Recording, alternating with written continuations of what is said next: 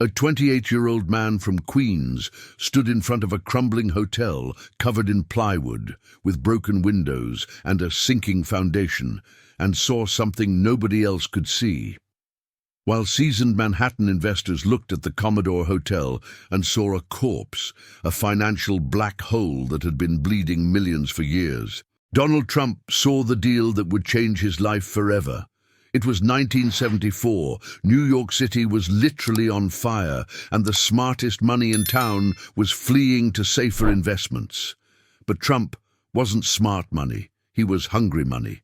And he was about to pull off what the real estate establishment considered absolutely impossible: convince a bankrupt city to give him tax breaks worth hundreds of millions, persuade a national hotel chain to partner with someone who owned nothing, and transform a dying landmark into the crown jewel of Manhattan.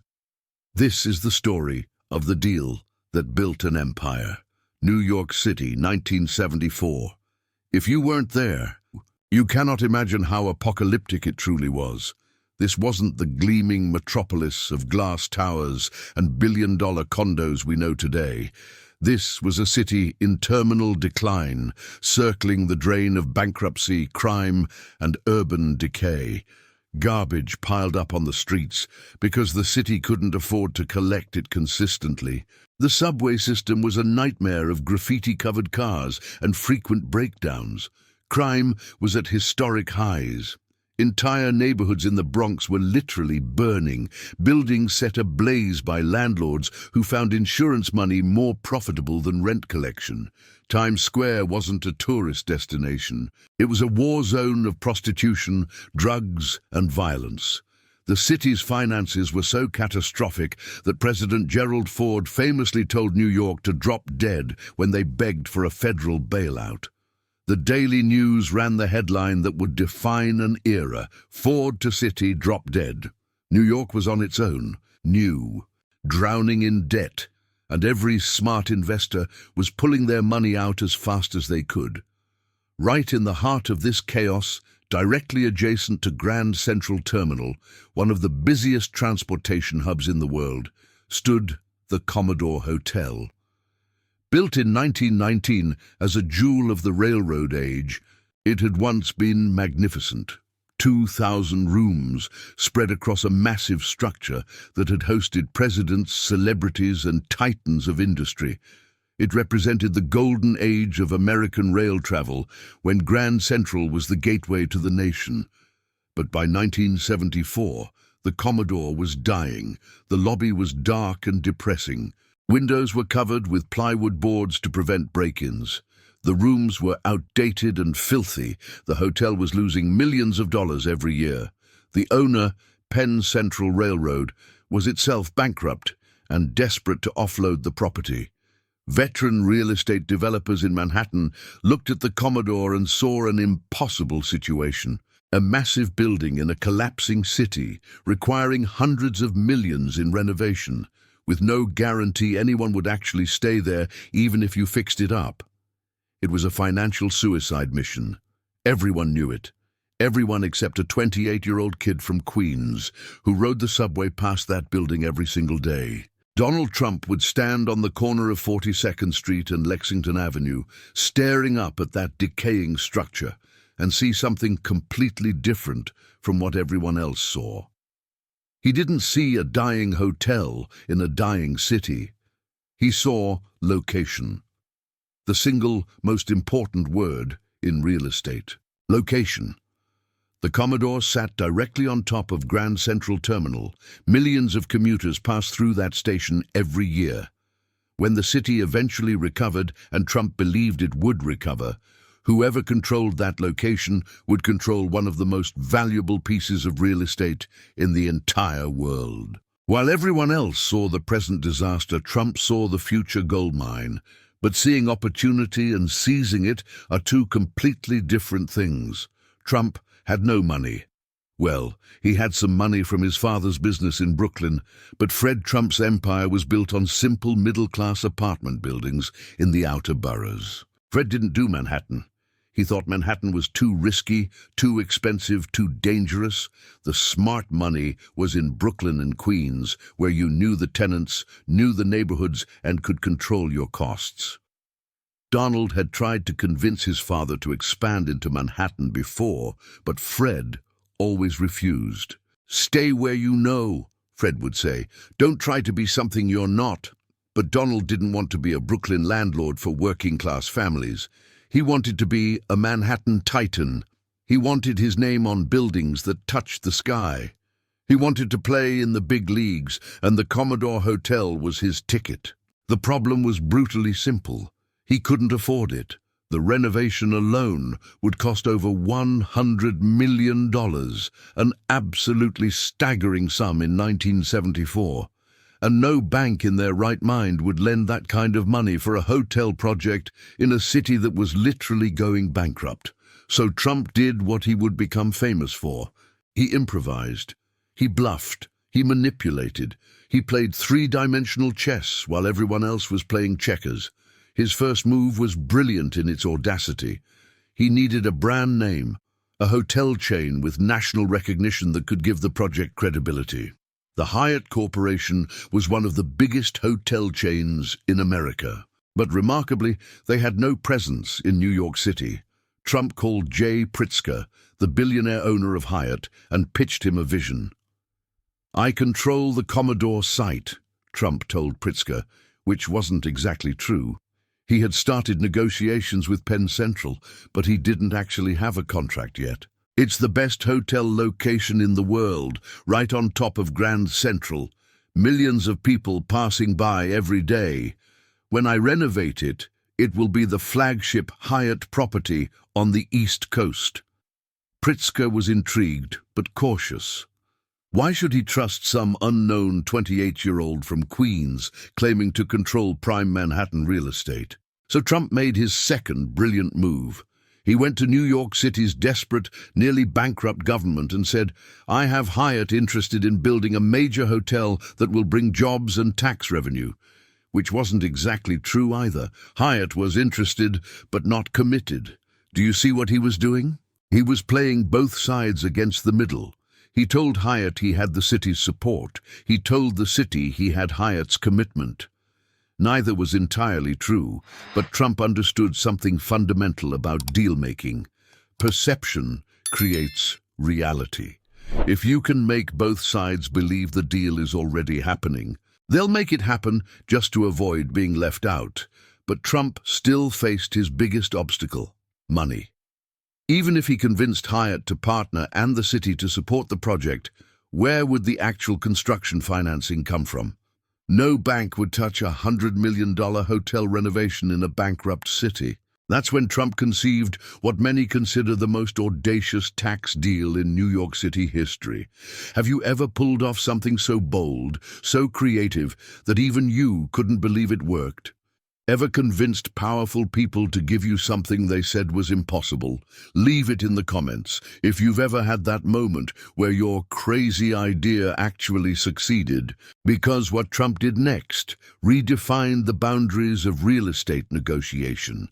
Trump approached Mayor Abraham Beame with a proposal that sounded insane. He wanted a 40-year property tax abatement. 40 years of paying virtually no property taxes on one of the most valuable pieces of real estate in Manhattan. The value of that tax break would be worth approximately $160 million over the life of the agreement. Why would a nearly bankrupt city give away hundreds of millions in potential tax revenue? Trump had his answer ready. The city needs investment. The city needs jobs. The city needs to prove to the world that New York isn't dead. This hotel renovation will employ thousands of construction workers. It will bring tourists back to Manhattan. It will generate sales tax, employment tax, economic activity, and most importantly, it will show that someone believes in New York's future. But he sweetened the deal with a structure that was almost too clever. Trump proposed that the city government, through a public authority, would purchase the Commodore Hotel from Penn Central for essentially nothing. Then, that same public authority would lease the property back to Trump and his partners for 99 years. Because the property would technically be owned by a government entity, it would be exempt from property taxes for those 40 years. It was financial engineering at its finest. Trump was essentially using the city's own tax money that it wouldn't collect to make the project financially viable. He was turning a liability into an asset by reframing the entire structure of the deal. The city was desperate. They had investors fleeing, businesses closing, and a reputation as America's urban disaster. Here was a young developer willing to invest over $100 million in the heart of Manhattan at a time when everyone else was running away. The tax abatement would cost the city theoretical future revenue, but what good is tax revenue from a building that's going bankrupt anyway? Better to have a thriving hotel paying some taxes and generating economic activity than a dead building paying no taxes at all. Mayor Beam agreed. The city board approved it. And suddenly, Trump had the impossible, a sweetheart tax deal that would make the project financially feasible. With that tax abatement in hand, Trump went back to the banks. "Look," he told them, "the city is backing this project. Hyatt is partnering with us. We won't have property tax expenses for 40 years. The numbers work." But even then, the banks were nervous. They wanted guarantees, real guarantees from someone with actual money. That's where Fred Trump, the skeptical father, finally came through. Fred didn't believe in Manhattan. Fred thought Donald was crazy. But Fred loved his son, and Fred understood guarantees. He put his name and his considerable financial backing behind the loan applications. With Fred Trump's guarantee, the banks finally agreed to lend $70 million for the renovation. Donald had done it. He had convinced a hotel chain to partner with him when he had no hotel experience. He had convinced a bankrupt city to give him the largest tax break in its history. He had convinced banks to lend him tens of millions of dollars for a project everyone said was impossible. Now came the easy part, actually building the thing. Trump didn't want to just renovate the Commodore. He wanted to transform it. He wanted to shock Manhattan. He hired architect Der Scutt and gave him a directive that would define Trump's aesthetic for decades. Make it look like nothing else. Make it modern. Make it luxurious. Make it impossible to ignore. The old Commodore was brick and limestone, classic early 20th century architecture. Trump ripped off the entire facade and replaced it with reflective bronze glass. The building went from looking like a decaying relic to looking like a modern jewel. The glass reflected the classic architecture around it, the Chrysler Building, the other Art Deco masterpieces of Manhattan, creating this stunning visual effect where the new and the old blended together. Inside, Trump went full maximalist. Brass everywhere, mirrors, marble, crystal chandeliers.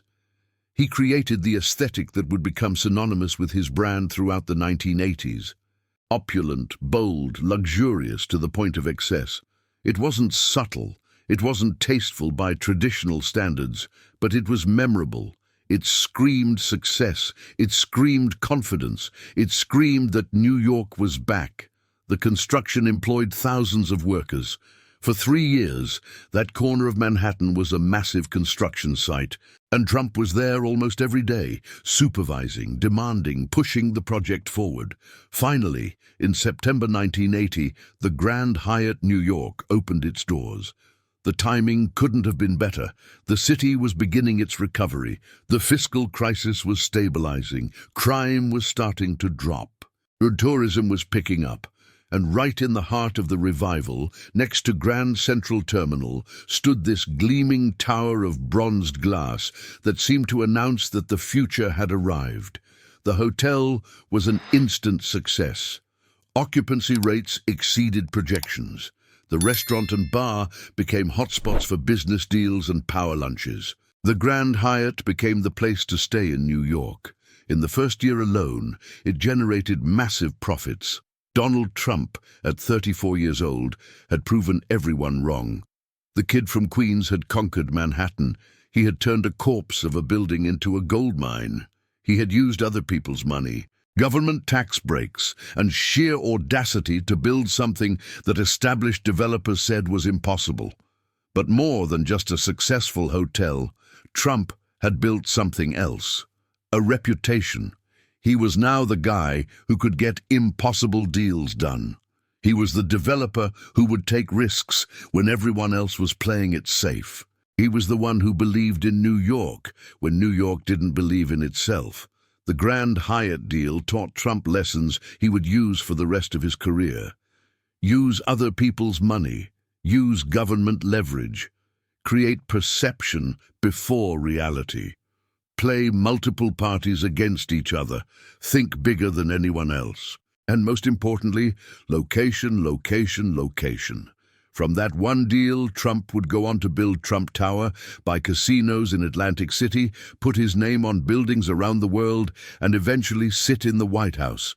But it all started with a decaying hotel in a dying city, and a young man who refused to accept that it was impossible. If this story showed you how bold vision and creative deal-making can turn disaster into fortune, leave that like on the video.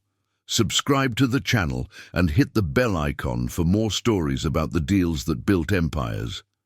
And tell me in the comments, was Trump a genius negotiator or did he just get lucky with timing? Let's debate.